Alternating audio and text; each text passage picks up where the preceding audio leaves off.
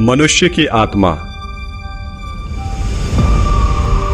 पूरी दुनिया में चर्चा का एक धर्मशास्त्रीय विषय है। ईसाई धर्म सहित कई धर्म आत्मा के विषय का अध्ययन करते हैं और अपने तरीके से इसकी एक्सप्लेनेशन करते हैं, लेकिन हमने कोई शोध, निबंध या उपदेश नहीं सुने जो पर्टिकुलरली विश्वास दिला सके।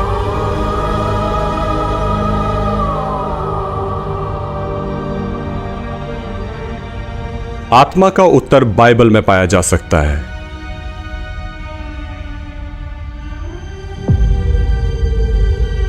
ऐसा इसलिए क्योंकि बाइबल उन परमेश्वर का रिकॉर्ड है जिन्होंने मनुष्य की आत्मा को बनाया।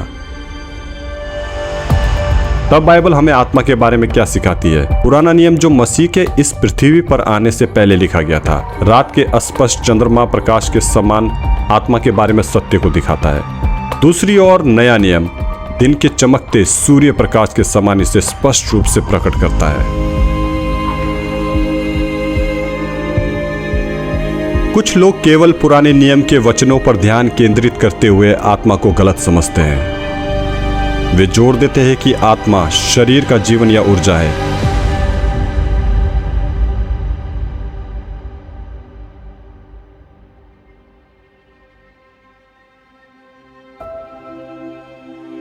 इसलिए जब मनुष्य की मृत्यु होती है तो उनके सिद्धांतों के अनुसार उसकी आत्मा नष्ट हो जाती है। लेकिन बाइबल की शिक्षाएं अलग है। मनुष्य मिट्टी और जीवन के सांस यानी शरीर और आत्मा से बनाया गया था।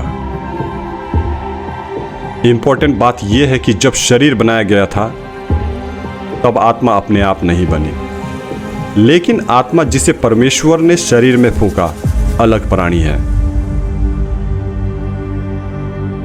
इसलिए जब मनुष्य मरता है तो उसका शरीर मिट्टी में मिल जाता है और उसकी आत्मा परमेश्वर के पास लौट जाती है, क्योंकि जहां से ये दोनों आए हैं वो अलग है। इसलिए जहां वे जाएंगे वो भी अलग है।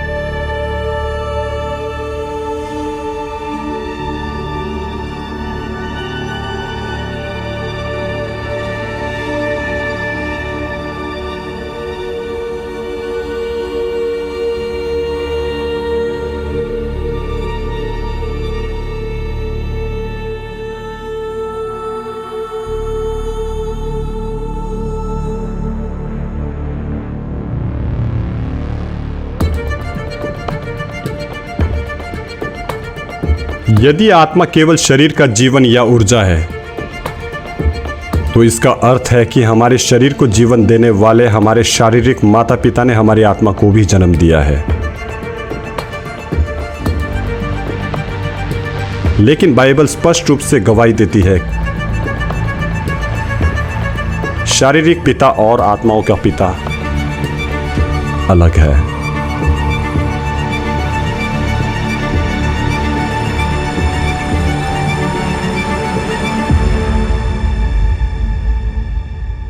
हमारी आत्माओं के पिता परमेश्वर को संकेत करते हैं।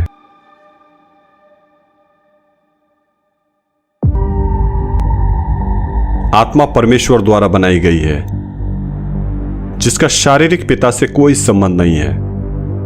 इसलिए आत्मा जिसकी बाइबल गवाही देती है वो शरीर का जीवन या ऊर्जा नहीं है।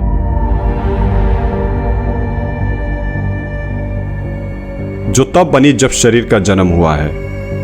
यह एक अलग वस्तु है जो मनुष्य के मरने के बाद भी जीवित रहती है। अपने दर्शन में प्रेरित यूहन्ना ने शहीद संतों की आत्माओं को परमेश्वर के साथ बात करते हुए देखा। प्रेरित पतरस ने लिखा कि यीशु ने नूह के दिनों में मरने वालों की आत्माओं को सुसमाचार का प्रचार किया। कुछ लोग सोचते हैं कि मृतकों की आत्माएं बेहोश होती हैं, लेकिन यह भी सच नहीं है। बाइबल ने दर्ज किया कि यीशु ने मृतकों की आत्माओं को सुसमाचार का प्रचार किया। यह स्पष्ट रूप से दिखता है कि मृत्यु के बाद मौजूद आत्मा सचेत होती है और सुसमाचार को समझ और स्वीकार कर सकती है।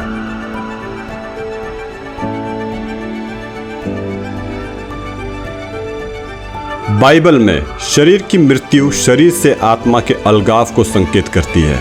जब आत्मा शरीर से निकल जाती है तो शरीर मर जाता है। इसके विपरीत जब शरीर छोड़ने वाली आत्मा उसमें वापस आती है तो शरीर जीवित हो जाता है। जीवन का सार आत्मा है, शरीर नहीं। इस प्रकार एक व्यक्ति की आत्मा या तो शरीर के अंदर या शरीर के बाहर हो सकती है। दूसरे शब्दों में ये शरीर से स्वतंत्र रूप में मौजूद हो सकती है। प्रेरित पौलुस ने भी 2 बार उल्लेख किया कि आत्मा शरीर से अलग रह सकती है।